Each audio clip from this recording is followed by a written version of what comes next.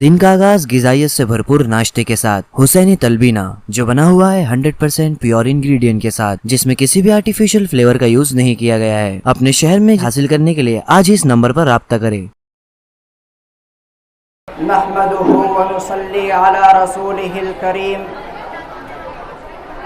اما بعد فاعوذ بالله من الشيطان الرجيم بسم الله الرحمن الرحيم ولا تهنوا ولا تحزنوا وانتم الاعلون ان كنتم مؤمنين صدق الله العظيم۔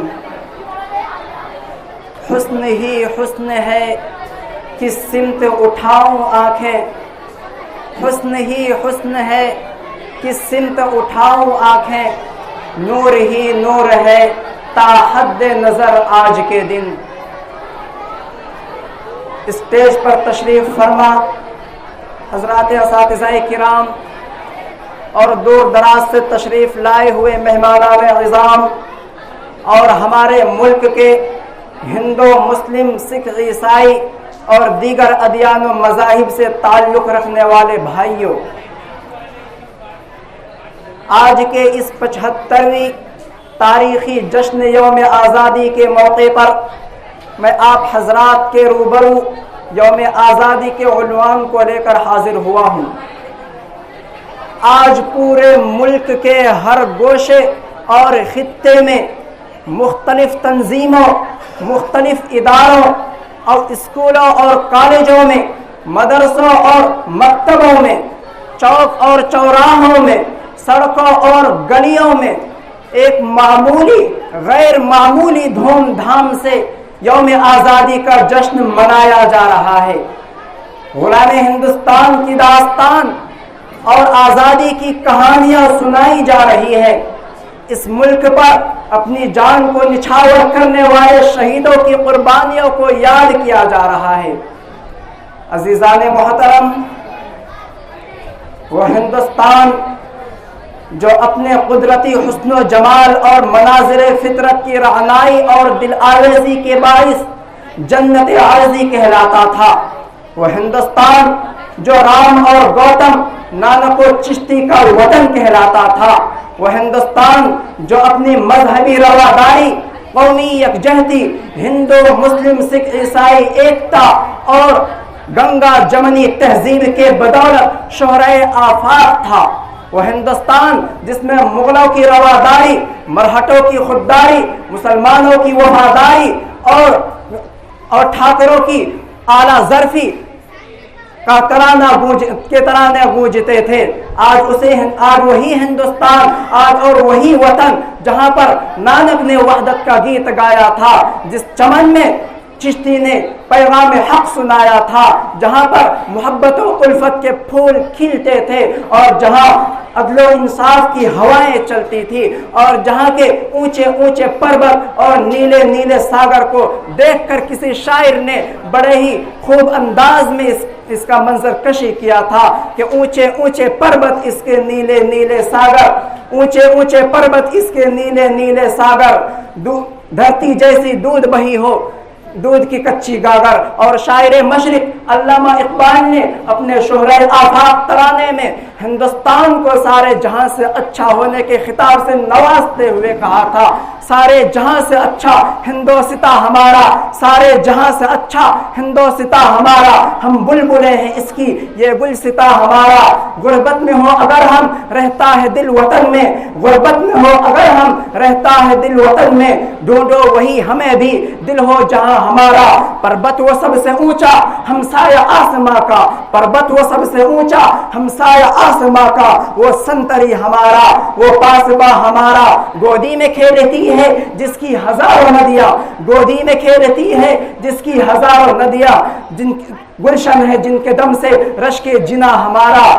اے آب رود گنگا وہ دن ہے یاد تجھ کو، اے آب رود گنگا وہ دن ہے یاد تجھ کو، اترا تیرے کنارے جب کار ہوا ہمارا۔ مذہب نہیں سکھاتا آپس میں بیر رکھنا، مذہب نہیں سکھاتا آپس میں بیر رکھنا، ہندی ہے ہم وطن ہے ہندوستاں ہمارا۔ لیکن بڑے افسوس اور دکھ کے ساتھ آج یہ بات کہنی پڑ رہی ہے کہ آج خوابوں کا وہی دیش فرقہ پرستی کے آگ میں جل رہا ہے، نفرت و تعصب کے شعلے میں جھلس رہا ہے، اور ہندو مسلم فسادات میں بہنے والے معصوم انسانوں کے ناحق خون سے سرزمین ہند لالا زار ہو رہی ہے۔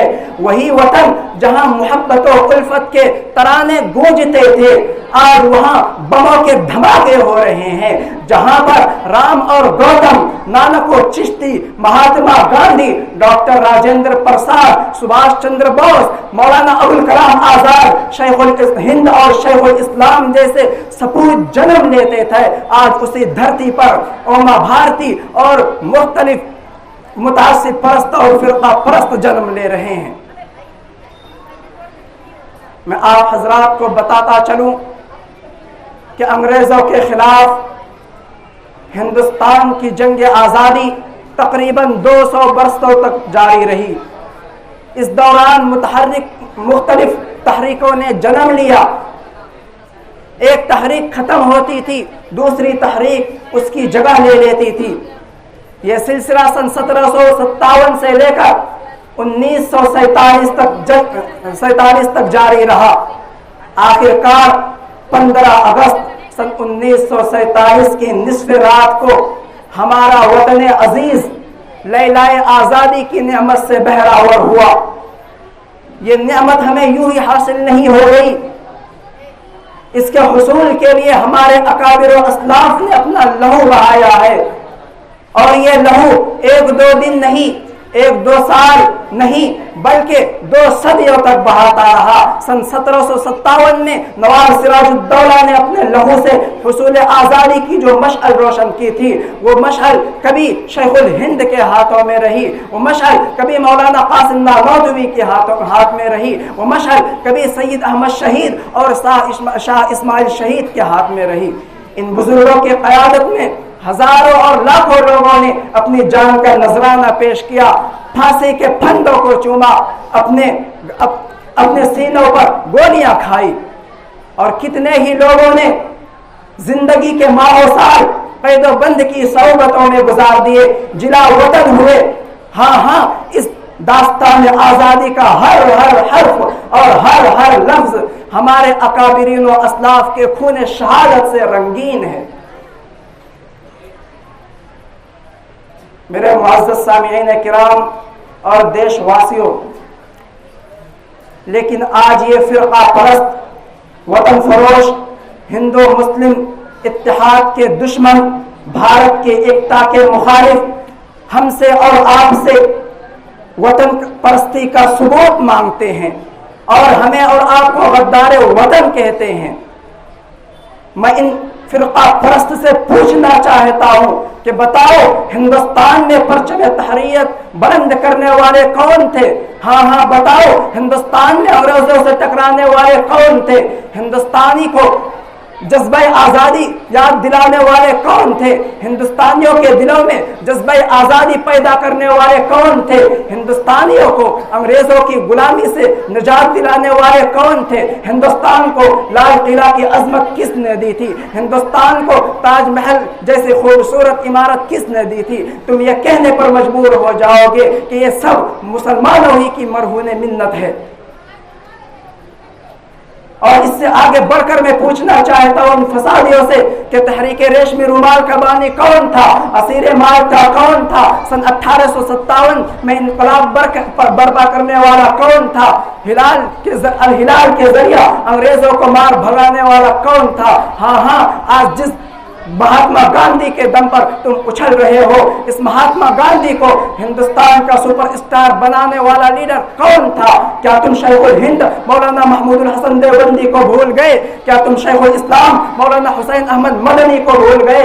کیا تم پاکستان کے ٹینکوں کو اڑانے والا شہید عبدالحمید کو بھول گئے؟ کیا تم مولانا ابوالکلام آزاد کو بھول گئے؟ کیا تم بالا کوٹ کی پہاڑی پر اپنی جان کا نذرانہ پیش کرنے والے شاہ اسماعیل شہید کو بھول گئے؟ کیا تم شہر میسور ٹیپو سلطان کو بھول گئے؟ کون تھا یہ؟ کون تھا سینا سپر؟